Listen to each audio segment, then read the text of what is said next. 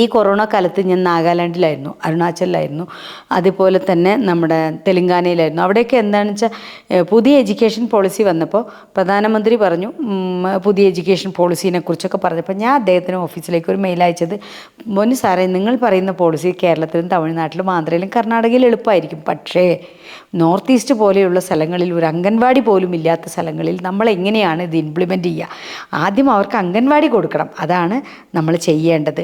പിന്നെ ഞാനിപ്പോൾ ലോ കോസ്റ്റിലാണ് ഇങ്ങനെ ബിൽഡിങ്ങൊക്കെ ഉണ്ടാക്കുന്നുണ്ട്, കോവിഡിന് ശേഷം ഫ്ലഡിന് ശേഷം. അതുപോലെയുള്ള ബിൽഡിങ്ങുകൾ ഉണ്ടാക്കുകയാണെങ്കിൽ അവിടുത്തെ കുട്ടികൾക്കും നല്ല വിദ്യാഭ്യാസം കൊടുക്കാൻ പറ്റും. അംഗൻവാടി തുടങ്ങിയാലേ മറ്റ് എഡ്യൂക്കേഷൻ നന്നാവുള്ളൂ പറഞ്ഞു. പക്ഷേ അത് മുഖ്യവിലയ്ക്ക് എടുത്തിട്ട് എന്നെ അരുണാചൽ ഗവൺമെൻറ്റിൽ നിന്ന് DC ഡെപ്യൂട്ടി കമ്മീഷണർ, നമ്മുടെ കളക്ടറാണ് അവിടെ ഡെപ്യൂട്ടി കമ്മീഷണർ, അദ്ദേഹം ചങ്ലോങ് ഡിസ്ട്രിക്റ്റിൽ നിന്ന് ഒരു കളക്ടർ വിളിച്ചിട്ട് പറഞ്ഞു, 51 അംഗൻവാടി പണിയണം, ഞങ്ങൾക്ക് നിങ്ങളുടെ റെഫറൻസ് PM ഓഫീസിൽ നിന്നാണ് കിട്ടിയത്, അതുകൊണ്ട് ഒന്ന് ഇവിടെ വന്നിട്ട് ഈ അംഗൻവാടി പണി തരും.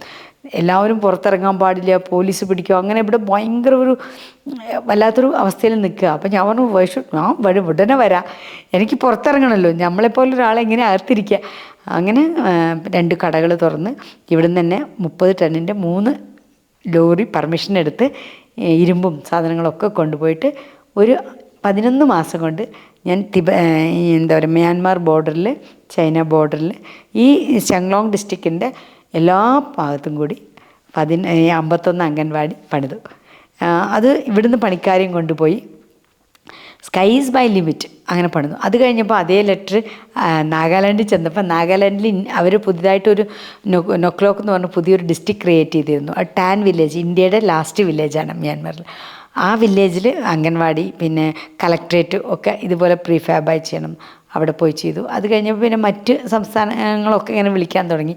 ഇവിടെ സ്കൂൾ തുറക്കാറായപ്പോൾ ഞാൻ തിരിച്ചു വന്നു. പിന്നെ തെലുങ്കാന പുതിയതായിട്ട് രൂപീകരിച്ചതിൽ നാഗ്പൂർ ബോർഡറിൽ ഉള്ള ഗുണ്ടാല എന്ന് പറയുന്ന ഒരു ഡിസ്ട്രിക്ട്, മറ്റേ നക്സലൊക്കെ ഉണ്ടായിരുന്നുകൊണ്ട് ഒരു ഡെവലപ്മെൻറ്റും ഇല്ലാതിരിക്കുക.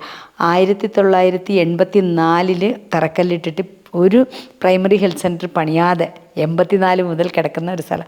അപ്പോൾ അവിടെ അതിൻ്റെ ഉള്ളിലേക്ക് 10 കിലോമീറ്റർ നടന്നു പോകണം. സാധനങ്ങൾ എങ്ങനെ കൊണ്ടുപോകുന്നത്? ഞാൻ ട്രാക്ടർ പോകുന്നതാണ്, അപ്പോൾ ട്രാക്ടറിൽ കൊണ്ടുപോകാം, പൊട്ടും. നമ്മളിപ്പോൾ ഒരു ബിൽഡിങ്ങിന് വേണ്ടി കൊണ്ടുപോകുന്നതിൽ 10 ബിൽഡിങ്ങിന് കൊണ്ടുപോകുമ്പോൾ നമുക്ക് 8 ബിൽഡിങ്ങിൻ്റെ കിട്ടും. പക്ഷെ ഞാൻ ആ റിസ്ക് എടുക്കാൻ തയ്യാറായി.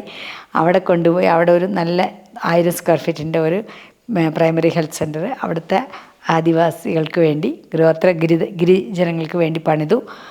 പിന്നെ അവിടെയും അംഗൻവാടികളെല്ലാം പണിതു. കുറേ സ്ഥലത്ത് നമ്മളിങ്ങനെ ചെയ്തു.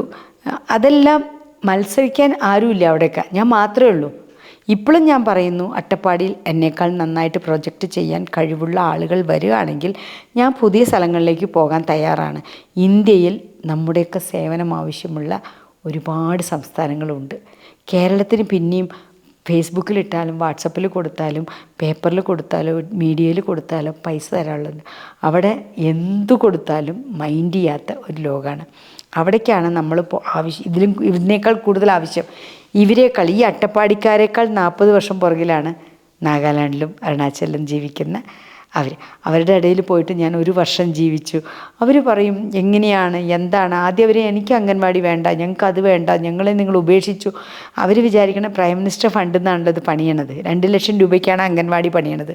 200 സ്ക്വയർ ഫീറ്റ് 2 ലക്ഷം രൂപയ്ക്ക്. ഇവിടെ പോലും പണിയാൻ പറ്റില്ല. പക്ഷേ ഇങ്ങനെ എന്താ പറയുക, നമ്മളെല്ലാവരും വീട്ടിൽ നിന്ന് പുറത്ത് ചാടാനുള്ള ആവേശം കൊണ്ട് ഞാൻ ഏറ്റതാണ്. 2 ലക്ഷം രൂപയ്ക്ക് ഒരുപാട് ത്യാഗങ്ങളൊക്കെ സഹിക്കേണ്ടി വന്നു. കിടക്കാൻ റൂമുകളൊന്നും കിട്ടില്ല, വണ്ടിയിൽ കിടക്കേണ്ടി വരും. പിന്നെ ഭക്ഷണം രാവിലെ കുക്കറിൽ വെച്ച് കൊണ്ട് നടന്ന് 3 നേരം കഴിക്കും. ഒരേ ഭക്ഷണം 3 നേരം കഴിക്കും. ചോറ്, കറണ്ട് 3 മണിക്കൂറേ ഉണ്ടാവുള്ളൂ. വെള്ളം കിട്ടാൻ ബുദ്ധിമുട്ട്, ഒരുപാട് കഷ്ടപ്പാടുണ്ടായിരുന്നു. പക്ഷേ ഇതിൻ്റെയൊക്കെ അപ്പുറത്ത് കുട്ടികൾ സ്കൂളിൽ പോകുന്നത് കാണാൻ, ആ ഫോട്ടോസ് എടുത്ത് നോക്കുമ്പോൾ അവർ നമ്മളെ ബാഗ് പിടിച്ച് നിൽക്കുന്ന ഫോട്ടോസ്, അതൊക്കെ എന്നെ ഒരുപാട് സന്തോഷിപ്പിച്ചിരുന്നു. അതുകൊണ്ട് ഇവിടെ സംഘടനകൾക്ക് പലപ്പോഴും നമ്മളൊക്കെ എന്താ ചെയ്യുന്നതൊക്കെ അവർക്ക് ചിലപ്പോൾ ഇഷ്ടപ്പെടില്ല. ഇവിടെ ഞാൻ കണ്ടിടത്തോളം പല സംഘടനകളും അന്നന്ന് നടത്തിപ്പോകുന്ന പ്രോഗ്രാമാണ് ചെയ്യുന്നത്. ലോങ് ഇതിൽ നമ്മളിപ്പോൾ ഡയാലിസിസ് ആവട്ടെ, ലൈഫ് ലോങ്ങാണ്, സ്കൂള്, അങ്ങനെയുള്ള പ്രോസസ്സ് ചെയ്യുന്നത് വളരെ കുറച്ച് ആളുകളാണ്. ആ കുറച്ച് ആളുകൾക്ക് സാമ്പത്തിക പ്രതിസന്ധി കോവിഡിന് ശേഷമുണ്ട്. അവരെല്ലാവരും സ്ട്രഗിൾ ചെയ്തിട്ടാണ് മുന്നോട്ട് പോകുന്നത്. പക്ഷേ രാഷ്ട്രീയമായിട്ടോ സാമൂഹ്യമായിട്ടോ ഈ നാട്ടിൽ നിന്നൊരു സപ്പോർട്ടൊന്നും നമുക്ക് കിട്ടാറില്ല. പുറത്തുനിന്നുള്ള ആൾക്കാർ നമ്മളെ വാക്കുകൊണ്ട് കൂടി, ഇവിടെ വാക്കുകൊണ്ട് പോലും സപ്പോർട്ട് ചെയ്യാൻ ആളുകൾ ഉണ്ടാവാറില്ല.